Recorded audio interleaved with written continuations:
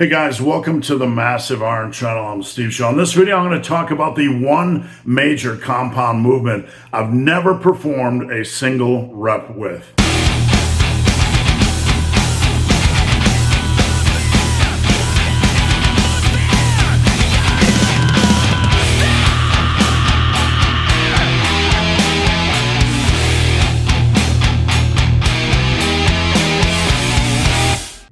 Before I get into this topic, if you have any questions or comments, drop them down below.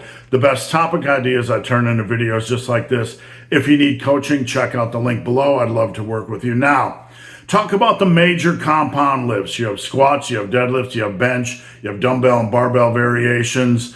And you look at the back, you have things like barbell rows and dumbbell rows and pendlay rows and all kinds of things like that. Now, there is one major compound movement in my 38 years that I have never performed a single rep with, and that is the barbell row, not the pendlay row. Let's not get those mixed up.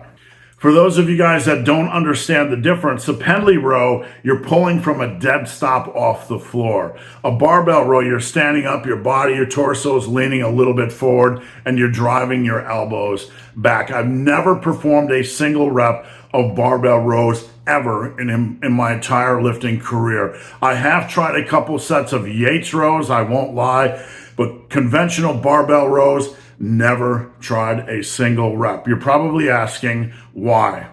I started lifting in around 1986, and my back work back then was basically pull-ups, lat pull-downs, seated cable rows, and one-arm dumbbell rows. I really liked one-arm dumbbell rows, and I've used those my entire lifting career. To be quite honest, the barbell row was never on my radar. I don't remember it being a big area of focus back in the late 80s, early 90s in the bodybuilding magazines. And honestly, like I said, I just liked the dumbbell row, so I stuck with it. And I just continued to work with it. I just continued to attack it, never had an issue.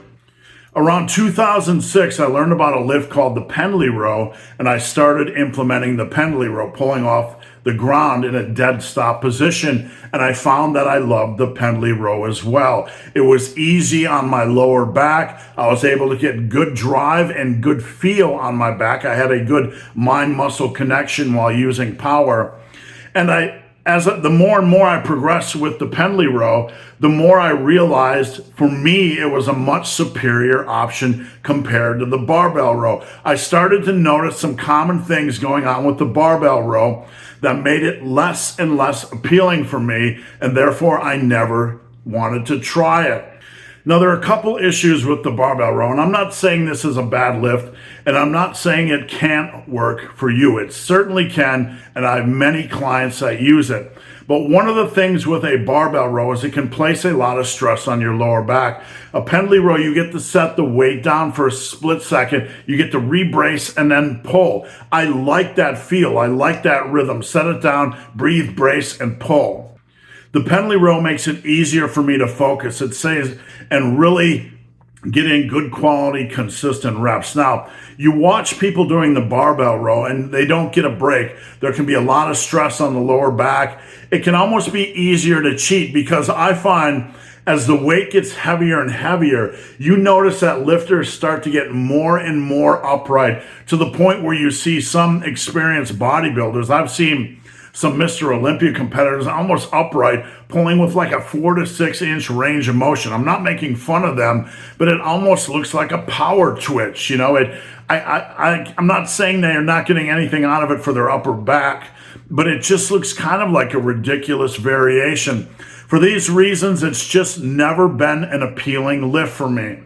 I don't like the idea of straining my lower back and getting more and more and more upright as I get stronger. The pendlay row, I've been able to get to 405 by 5, staying tight, staying in that same area with my torso, staying locked in and braced. And because of that reason, I've never wanted to really give barbell rows a try and risk those common issues of the torso, fighting the torso, wanting to get more upright as the weight gets heavier.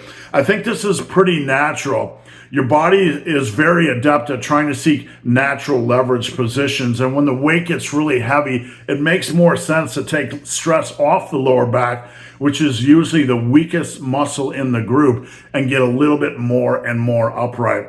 Now, if you're going to do the barbell row, I want to really encourage you to focus on your breathing and bracing and your elbow drive. Stay in a good place. Try not to get too upright. We're not saying you can't be at a 45-degree angle or even slightly above. You can. But really fight taking the barbell row to a ridiculous level where you're basically upright and doing a 2-inch row. I honestly don't feel this provides much value at all for the upper back, even if you can get an upper back feeling on these 2-inch power twitches. So guys, hope this video has been of some help. If you have any questions or comments, drop them down below. If you made it this far in this video and have yet to subscribe to my channel, please do. I'd appreciate the support. So guys, as always, thanks for watching. Have a great day.